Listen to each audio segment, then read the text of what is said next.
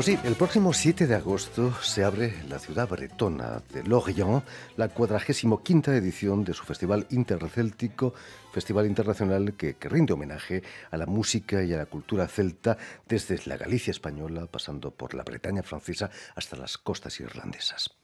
Y hablando de costas, en la edición de este año cuenta como invitados de honor dos naciones celtas, Cornualles, en la costa sudoeste de Inglaterra, y la isla de Man, en pleno mar de Irlanda.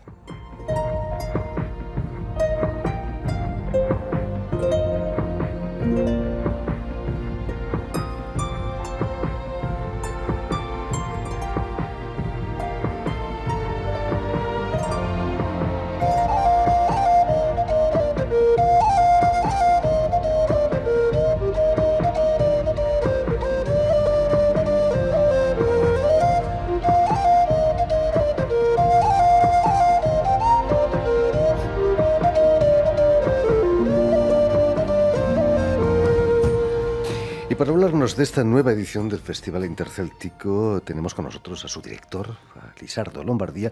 Buenas tardes, Lisardo. Buenas tardes. Y sobre todo, muchísimas gracias por haber aceptado nuestra invitación. Gracias a vosotros. Permíteme que explique antes que nada que naciste en la localidad asturiana de Pola de la Viana en 1950 y que eres director del festival desde... 55, perdona. 55, lo que te envejezco más de lo que Exactamente, sí. Y que eres director del festival desde 2007. Pero tu vinculación con el festival viene de muy lejos, ¿no? Sí, yo era un joven estudiante de medicina que llegué a Bretaña por la primera vez en el 77, pero el festival ya había pasado porque era en septiembre, era un curso especial de psiquiatría que yo seguía. Pero descubrí una Francia muy diferente de la que yo estaba acostumbrado a visitar, porque yo pertenezco a esa generación donde el francés era prácticamente la única lengua que se podía escoger en la enseñanza pública en España en aquel momento. Y entonces, bueno, yo visitaba corrientemente Francia, pero no esta parte de la península armoricana que me sorprendió desde el principio, porque evidentemente encontré una familiaridad que estaba plenamente justificada por nuestras raíces celtas también en Asturias. Curiosamente, Bretaña en aquella época tenía una extraña relación con España, ¿no? Muchos refugiados de ETA estaban viviendo en Bretaña. Había una parte menos, un poco, yo creo que fue más posterior cuando realmente hubo esa presencia, pero sí es cierto que el movimiento autonomista bretón había ayudado, era muy sensible a las reivindicaciones vascas en ese momento. En 2007 vas a reemplazar a Jean-Pierre Pichard, el creador del festival, a la dirección. ¿Qué sentiste cuando te propusieron dirigir un gran festival como el de Loyo? Bueno, el primero, una gran sorpresa. Es decir, una gran sorpresa porque, aunque Jean-Pierre de una manera informal me había estado sondeando desde hace un tiempo, porque, bueno, yo tenía y tengo una gran amistad con Jean-Pierre. Cada uno tenemos luego nuestro estilo diferente, pero prácticamente lo fundamental, digamos que yo compartía el proyecto del Festival Intercéltico. Entonces, él me había sondeado previamente, yo le había dicho, no, yo creo que tú debes de buscar alrededor tuyo en Bretaña, pues alguien que realmente esté más próximo de los hábitos locales. Pero finalmente, en 2006, él insistió mucho, para mí significaba un cambio de vida muy importante, y entonces, bueno, pues al principio lo pensé y dije que no, porque esa es la realidad. Pero ese mismo verano, fue el 2006, yo llego con mi delegación asturiana como cada año desde el año 85 y me encuentro con que había toda una trama organizada para convencerme y hacerme tomar la decisión que convenía según ellos. Bueno, prácticamente lo que venían a decir era que quizá yo era la persona que mejor había comprendido el sentido de lo que se había estado haciendo hasta ese momento y que entonces, bueno, pues que en una parte tenía una cierta responsabilidad también, puesto que yo estaba ya implicado dentro de la organización. Y entonces, bueno, pues nada más que hubo, y nada menos que hubo que plantearse pues circunstancias familiares, circunstancias personales para poder aceptar este auténtico desafío que significaba dirigir un festival que, aunque yo lo conocía bastante bien, conocí mucho más cuando llegué. Algunas cosas que me sorprendieron, otras de alguna manera las sospechaba, pero que era dentro de una normalidad y de una evolución. Entonces, en cualquier caso, yo acepté el puesto como continuidad de un esquema global, aunque yo sí tenía muy claro que me gustaría, y es lo que he tratado de hacer desde que llegué a la dirección, de equilibrar un poco la representación del norte y el sur. Es decir, por una parte la presencia de Galicia y de Asturias debería tener una presencia más equilibrada con respecto a otros países que fueron, lógicamente, los grandes referentes históricos, como el caso de Irlanda o el caso de Escocia al lado de Bretaña, por supuesto. Y también ese equilibrio pasaba por reconocer, por hacer más visibles otros pequeños países, países que no tenían la misma importancia en cuanto al volumen geográfico, pero que también con una cultura muy viva. Es el caso de la Cornualles británica y la isla de Man, que este año acogemos.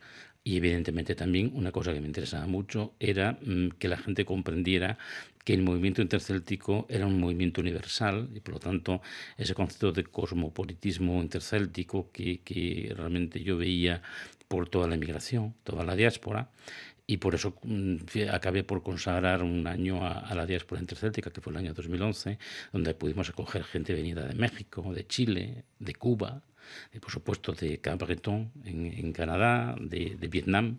¿Ah?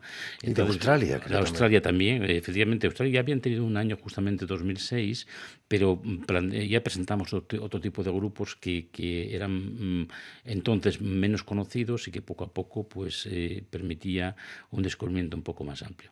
Es decir, que el sentimiento, bueno, pues de una manera, pues la responsabilidad que adquieres, un proyecto además que refleja perfectamente la realidad del propio concepto intercéltico, porque hacer que un no bretón, un no francés, un no escocés o un no irlandés que viene del sur, que termine dirigiendo el Festival de Lorient, muestra esta apertura del proyecto y esta veracidad del proyecto intercéltico. No bretón, no francés, pero celta. Evidentemente, evidentemente. Lisardo, ¿cómo definirías esa identidad celta? ¿A través de la música, esencialmente, o también de una estética, o de una manera diferente de ver el mundo? Yo creo que, para empezar, a pesar de que hoy en día todos creemos entender que el mundo se equilibra y que las diferencias desaparecen, yo creo que sí que hay una concepción, una manera de sentir y una manera de imaginar completamente diferente. Es bien reconocido que el mundo mediterráneo que compartimos todos, a pesar de nuestras divergencias, desde el punto de vista de nuestra diversidad, quería decir, el punto de vista somos herederos de una cultura grecolatina de una manera amplia, pero al mismo tiempo hay una visión del mundo que tiene mucho que ver con estas geografías extremas, ¿no? Esto nosotros nos encontramos en los finisterres atlánticos con unas brumas, con un concepto incluso la meteorología que implica una visión del mundo completamente diferente. Si además estas poblaciones fueron celtizadas en mayor o menor grado o perdieron fueron aculturizadas por otras, sin embargo hay un fondo común de cultura etnológica, cultura de la mitología es muy importante porque es una cosmología verdaderamente de todos los países que compartimos. Otros mantienen una lengua, no es el caso de Galicia y de Asturias, pero sin embargo nuestra identidad y nuestra pertenencia a esa sensibilidad intercéltica, esa sensibilidad celta contemporánea es incontestable. Yo creo que es reconocida y a menudo admirada. En Escocia el gaélico todavía sigue vivo. En Escocia el gaélico sigue vivo, pero de una manera reducida, sobre todo en las Islas Hébridas, en el oeste, igual que en Irlanda. Irlanda es una lengua cooficial, pero sin embargo eso plantea muchas cuestiones, porque sí es una lengua oficial, pero el gaélico en Irlanda y en Escocia tienen grandes dificultades de supervivencia. Afortunadamente hay nuevas generaciones que cada vez se interesan más por su lengua maternal y que realmente se convierten otra vez en activistas en este mundo tan abierto de la identidad y de la referencia lingüística. Lisardo, este año, como nos decías, son dos las naciones celtas invitadas de honor, Cornualles y la isla de Man. ¿Están en los orígenes de la cultura celta? ¿Dónde está el origen de la cultura celta? Bueno, primero, si hablamos de arqueología, y realmente nosotros cuando hablamos de cultura celta en el ya no hablamos de arqueología, sino hablamos de una evolución cultural y una cultura viva que ha sufrido evoluciones y modificaciones a lo largo del tiempo. Pero si hablamos de los tiempos arqueológicos, los tiempos históricos, los celtas se rompen en la memoria histórica de Europa cuando los historiadores griegos, en el siglo VI a.C., concretamente Heródoto, comienza a hablar de los pueblos boreales y los pueblos celtas. Entonces está refiriéndose a aquellos que están, los celtas que ellos conocen en principio son los habitantes del Valle del Rin y de la zona entre la Ten y Alstadt en Austria, y que tienen ya una cultura bastante refinada, pero que justamente por el contacto con el mundo etrusco, sobre todo, y el mundo del sur, realmente llegan a este el gran momento de riqueza cultural que es el siglo V-IV antes de Cristo, cuando realmente la cultura celta alcanza unas proporciones de referente estético y cultural muy importante. Dificultad para conocer la cultura celta de ese tiempo, que además se extiende de una manera, por su calidad cultural y también por algunas élites guerreras, pero reducidas, se extiende por toda Europa, de la manera que hay un momento determinado donde Europa tiene un importante aporte céltico por todas partes, es decir, Centro Europa, la Europa del Este, Checoslovaquia, Bohemia, incluso los famosos Gálatas a los cuales se refiere el apóstol San Pablo, son ni más ni menos que de los celtas que habitaban Anatolia. A partir de ese momento, estamos hablando del siglo V a.C., hay una evolución, el Imperio Romano se desarrolla, el Imperio Romano conquista, el Imperio Romano culturiza, y digamos que esta cultura que era muy importante, o bien se mestiza con otras culturas locales, o también puede evolucionar y encontrarse en zonas un poquitín más alejadas de los grandes centros de decisión.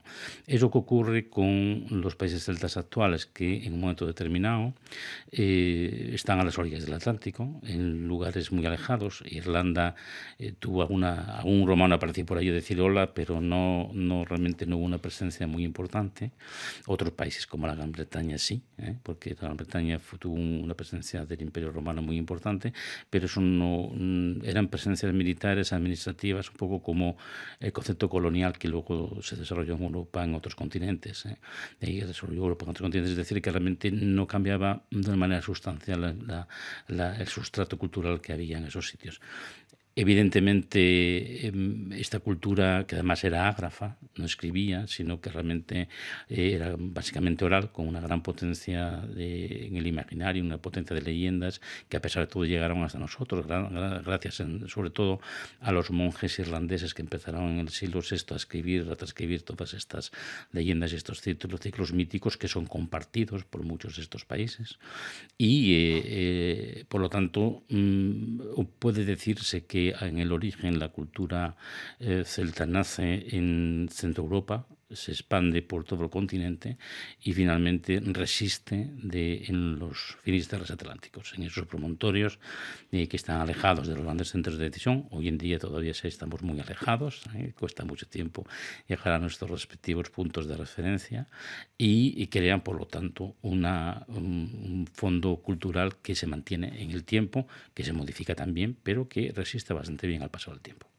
Como los irreductibles galos en los cómics de Asterix. Bueno, es un poco simplificación, pero sí, hay algo de eso, sí, hay algo de eso. Eso no implica que cada uno hayamos tenido distintas influencias y, por lo tanto, nuestra manera de concebir los celtas sea diferente. No es lo mismo el mundo celtibérico que el mundo gaélico. Por supuesto. Lisardo, en la programación podemos destacar la vuelta, después de 5 años, del gallego Carlos Núñez con la Sinfónica de Bretaña y el Bagdad de Lorient. Por cierto, ¿qué es un Bagdad? Un Bagdad es complicado de decir, no te preocupes. Un Bagdad es una formación musical similar a las bandas de gaitas escocesas. Especificidad. Un Bagdad tiene gaitas, tiene cornamusas, gran gaita. La cornamusa es la familia global de todas las gaitas. Entonces, la gran cornamusa cornamusa escocesa, con 3 roncones y un puntero, ese sonido tan característico y tan potente. En Bretaña se tiene también bombardas, que son una especie, recuerda a la garalla, recuerda a la dulzaina española, son oboes rústicos.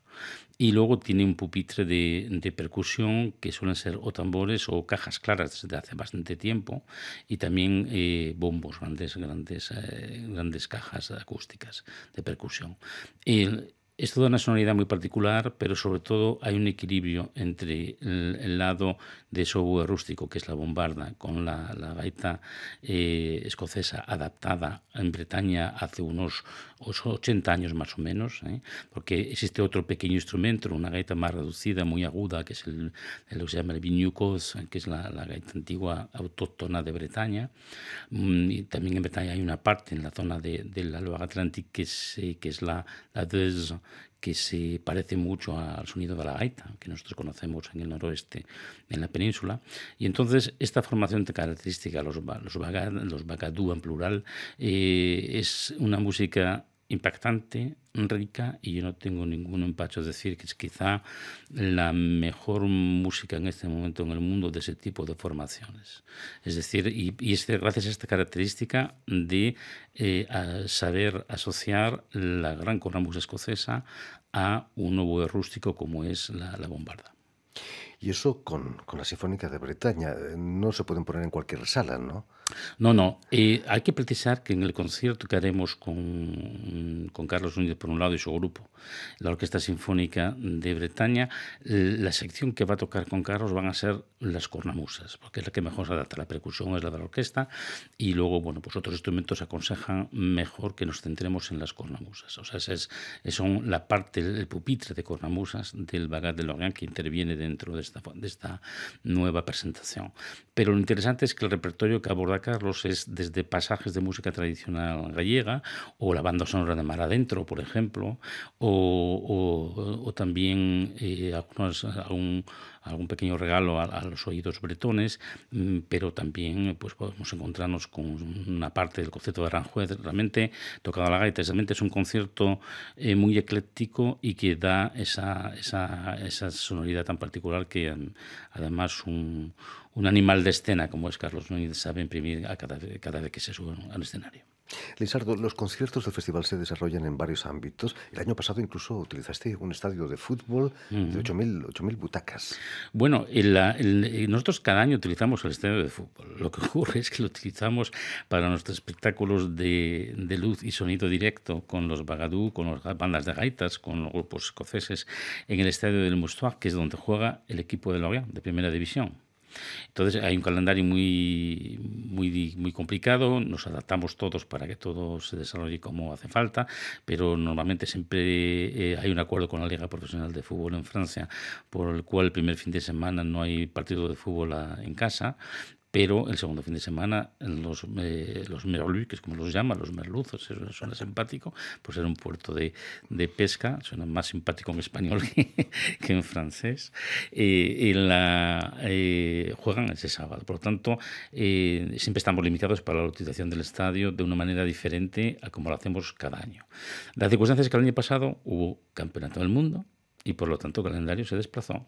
Y entonces era la oportunidad de poder reutilizar el estadio para un gran concierto. La última vez que nosotros habíamos hecho eso fue en el año 2000, era en el momento del último concierto, además de l'Héritage de Celt de Tanner Brass, y el equipo no estaba en primera.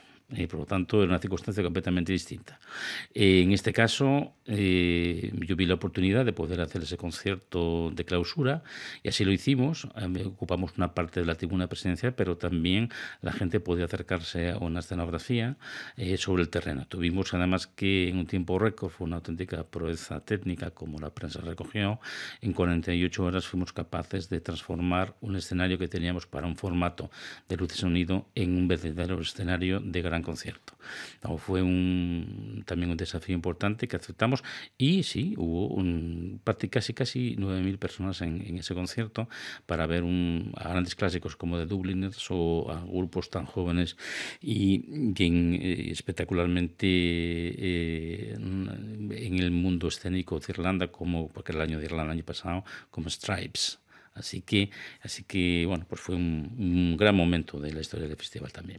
Me decías que Lorient es una ciudad con 75.000 habitantes que se convierten en 700.000 durante el festival.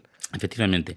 Nosotros, en ese sentido, tratamos de saber exactamente cuánta gente viene a Lorient. Y aquí no hay discrepancia entre el organizador y el sindicato. ¿No?